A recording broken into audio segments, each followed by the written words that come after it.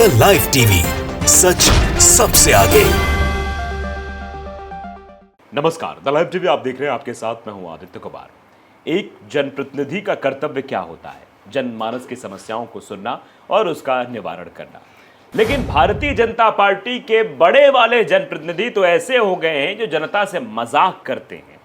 उनके सवालों पर, उनके कामों पर, उनके रिक्वेस्ट का मजाक उड़ाते, वो भी सरेआम मंच से। हम बात कर रहे हैं हरियाणा के मुख्यमंत्री मनोहर लाल खट्टर की और साथ ही साथ उनकी बदजुबानी की, क्योंकि जनता के साथ इस तरीका के व्यवहार बदजुबानी ही कहलाता है, जिसके बदौलत आपके पास गाड़ी है, अमला है, बंगला है।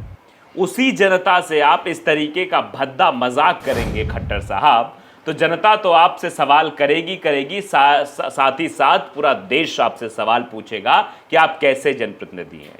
अगर वो काम आपसे नहीं हो पा रहा है तो उसके बारे में समझा भी सकते हैं, लेकिन किसी के अरमानों पर, किसी की बातों का ऐसे मजाक उड़ाना, और खास तौर पे आपके प्रदेश की जनता जिसने आपको मुख्यमंत्री की कुर्सी पर बैठाया है, उससे इस तरीके की बात करेंगे तो फिर तो सवाल बनता है। अब बात क्या की गई? दरअसल एक महिला को माइक मिलता है तो वो अपनी गुहार अपने मुख्यमंत्री से लगाती है कि मुख्यमंत्री साहब, हमारे यहाँ एक फैक्ट्री लग जाएगी तो गरीब लोगों को रोजगार मिल जाएगा। इस पर मुख्यमंत्री साहब जवाब देने की बजाय मजाक उड़ाने लगते हैं उस महिला का। उस महिला से कहते हैं कि ठीक है, अगली बार जब वो लॉन्च होगा यानी चंद्रयान 4 तो उसमें तुमको बैठा के वहां लॉन्च कर दिया जाएगा। आप बताइए सर, किस तरीके की अभद्र भाषा का इस्तेमाल एक महिला के साथ किया, मजाक किया है, उस महिला के भावनाओं के साथ खिलवाड़ किया है मनोहर लाल खट्टर साहब ने। तो खट्टर साहब, ये सवाल हम इसलिए भी पूछ रहे हैं कि आपको ऐसा व्यवहार तो शायद नहीं करना चाहिए था। आपने ऐसा व्यवहार करके अपने चरित्र और अपनी बारे में सबको महिमा मंडित कर दिया है। अब चलिए वो वीडियो सुन लीजिए पहले, आप ज्यादा देर नहीं करते, सुनिए। माननीय मंत्री साहब, मेरी तो यही मांग है कि आप बाटोल जैटान में फैक्ट्री लगाने का कष्ट करें ताकि हमारी महिलाएं काम करें। अगली बार एक चांद के ऊपर एक और जो जाएगा ना, वो चंद्रयान 4, उसे भेजेंगे। बैठ जाओ, बैठ जाओ। तो सुन लिया आपने, वो महिला रिक्वेस्ट कर रही थी, वो निवेदन कर रही थी कि ऐसा है कि आप जो है यहाँ फैक्ट्री लगवा दीजिए। लेकिन मुख्यमंत्री साहब किस तरीके से अपने कुर्सी की अहमन्यता पर बैठे हुए थे और किस तरीके की भाषा इस्तेमाल कर रहे थे। प्रशांत कुमार ने ट्वीट भी किया है कि महिला, फैक्ट्री लगवा दीजिए ताकि हमें रोजगार मिल जाए। खट्टर, अगली बार चंद्रयान 4 जाएगा तो उसमें तुमको भेजेंगे। आप समझिए जरा, चंद्रयान 4 में, चंद्रयान 3 में कोई गया था क्या कि चंद्रयान 4 में आप किसी को भेज देंगे? क्या बातें करते हैं खट्टर साहब। अनुराग ढांडा है, वो लिखते हैं कि महिला, फैक्ट्री लगवा दीजिए ताकि रोजगार मिल जाए। मुख्यमंत्री खट्टर, अगली बार चंद्रयान 4 जाएगा तो तुमको भेज देंगे। वाकई यह हरियाणा का दुर्भाग्य है कि यहाँ बीजेपी का शासन है। यह लिखा जा रहा है लोगों द्वारा। यह हरियाणा का दुर्भाग्य है कि भारतीय जनता पार्टी यहाँ शासन कर रही है। मनोहर लाल खट्टर के बारे में अब तरह तरह की बातें हो रही हैं। खबर भी दैनिक भास्कर पर लिखी हुई, मैं बताता हूँ आपको कि हरियाणा महिला बोली, फैक्ट्री लगा दीजिए, रोजगार मिल जाएगा। सीएम मनोहर लाल बोले, अगली बार चंद्रयान 4 जाएगा, उसमें तुमको भेज देंगे। हरियाणा के सीएम मनोहर लाल खट्टर के हिसार में जनसंवाद कार्यक्रम के दौरान हुई बातचीत का वीडियो खूब सुर्खियों में है। यहाँ एक महिला ने सीएम को कहा कि माननीय मुख्यमंत्री साहब, मेरी तो यही मांग है कि यहाँ एक फैक्ट्री लगाने का कष्ट करें ताकि हमारी महिलाएं काम कर सकें, हमें रोजगार मिल जाए। इसके जवाब में सीएम ने कहा कि अगली बार चांद के ऊपर जाएगा चंद्रयान 4, तुमको उसमें भेजेंगे। सीएम खट्टर की इस बात पर सबकी हंसी छूट गई। इसके बाद सीएम ने महिला को नीचे बिठा दिया। इसको लेकर अब सोशल मीडिया पर बहस शुरू हो गई, कुछ लोग उसकी आलोचना भी कर रहे हैं। आप समझिए जरा कि सबसे फूहड़ बात तो वहां पर यह थी कि जो आसपास बैठे हुए लोग थे वो भी खिकिया रहे थे, मतलब हंस रहे थे। मुख्यमंत्री के आसपास बैठे हुए, उनकी जी हुजूरी करने वाले लोगों ने कभी मुख्यमंत्री का शायद विरोध किया होता तो इस तरीके से मुख्यमंत्री ना बोलते।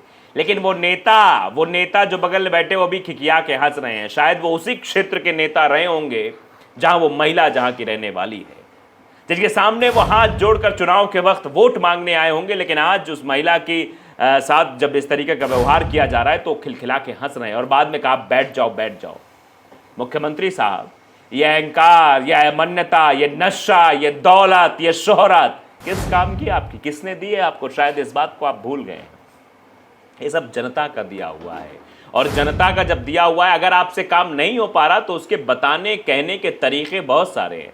हो सकता है हम कहते चलिए आपके पास बजट नहीं था, आप फैक्ट्री नहीं लगवा सकते हैं, या आप यहां फैक्ट्री लगवा देंगे तो और आपको फैक्ट्री कई जगह से मांग उठ जाएगी। ठीक है, हम आपकी समस्या को समझ सकते हैं, लेकिन यह बताइए खट्टर साहब, आप जवाब सीधे लहजे में भी तो दे सकते थे कि माता जी हम कोशिश करेंगे, हम प्रयास करेंगे कि यहाँ फैक्ट्री लगे, आप लोगों को रोजगार मिले, हम इसके बारे में जरूर बातचीत करेंगे, या फिर ऐसा संभव नहीं हो पाएगा हम किसी और रोजगार के अवसर उपलब्ध कराएंगे, ये भी आप बोल सकते थे। लेकिन आपने क्या बोला कि चंद्रयान 4 जब जाएगा तो उसमें तुमको भेज देंगे। मुख्यमंत्री साहब, आपने भद्दा मजाक तो कर दिया, लेकिन आपको यह इल्म नहीं है कि जब चुनाव आएगा तो अगर जनता ने ऐसा ही मजाक किया कि आपको हम चंद्रयान में भेज देंगे तो आप फिर हरियाणा में मुख्यमंत्री कुर्सी पर दिखाई नहीं देंगे साहब, फिर जनता आपको सीधे चंद्रयान पर ही भेज देगी।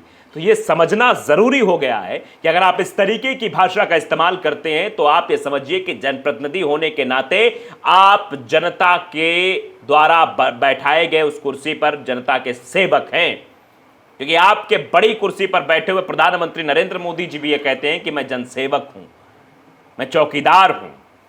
तो आप ये किस तरीके की चौकीदारी कर रहे हैं साहब? या फिर मोदी जी को पता नहीं कि आप इस तरीके से भी जनता से बिहेव करते, बात करते? भिवानी में 5 महीने पहले सीएम का जब भिवानी में जनसंवाद था, उन्हें जनसंवाद में युवाओं ने सवाल किया कि पुलिस भर्ती की नियुक्ति अभी तक नहीं मिली है। इसके जवाब में सीएम ने कहा, आप में से कुछ हैं जो कोर्ट चले गए जिस पर जज ने स्टे दे दिया, एक जज है उनके माथे में कुछ गड़बड़ है, उसको ठीक करेंगे। मतलब आप समझ जज के बारे में ये सब बात भी बोल रहे हैं। करीब 3000 ज्वाइनिंग हो गई है, बाकी को भी जल्द करा देंगे। इसके बाद सफाई देते हुए सीएम ने खेद जताया, उन्होंने कहा था कि मैं कोर्ट का सम्मान करता हूं, एक परीक्षा हुई, उसके परिणाम के बाद स्टे हो गया, वो एक अस्वाभाविक सी टिप्पणी मुझे भी लगता है वो नहीं होनी चाहिए थी, उसके कारण से किसी जज के विशेष के पास बात पहुंची होगी, तो मैं उन शब्दों को वापस भी लेता हूं। लेकिन आप भी जानते हैं, तीर से मतलब कमान से निकला तीर, बंदूक से निकली गोली और मुंह से निकली, जुबान से निकली बात कभी वापस नहीं आती साहब। खट्टर साहब, जो आप बोल गए सो बोल गए। सिरसा में ही जनसंवाद सीएम मनोहर लाल लोगों से नशे को खत्म करने के लिए सुझाव मांग रहे थे। उन्होंने कहा कि अगर किसी के पास कुछ सुझाव हो तो मुझे बताइए। इसी दौरान एक व्यक्ति हंगामा करने लगा। इस पर सीएम मनोहर बोले, ये राजनीति करने वाला है, आम आदमी पार्टी का कार्यकर्ता है, इसकी पिटाई करो और बाहर फेंको।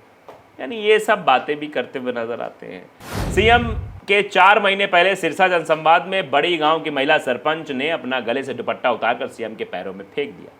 इसको देखकर वहां पर खड़ी पुलिस और अफसरों में हड़कंप मच गया। आनन फानन में महिला को संभाला गया, फिर उसे पकड़कर स्टेज पर नीचे उतार दिया गया। हालांकि इस दौरान सीएम मनोहर लाल बातों से इस बारे में समझाते दिखे। महिला सरपंच नैना जोरन ने कहा कि उनके गांव में प्राइमरी हेल्थ सेंटर में स्टाफ नहीं है, 25 किलोमीटर में कोई कॉलेज नहीं है, बीजेपी का नारा है कि बेटी बचाओ बेटी पढ़ाओ, हमारे साथ अन्याय हुआ है। ये बात से तौर पर महिला के द्वारा कही गई। तो आप समझिए कि किस तरीके से मनोहर लाल खट्टर जी के साथ हो रहा है।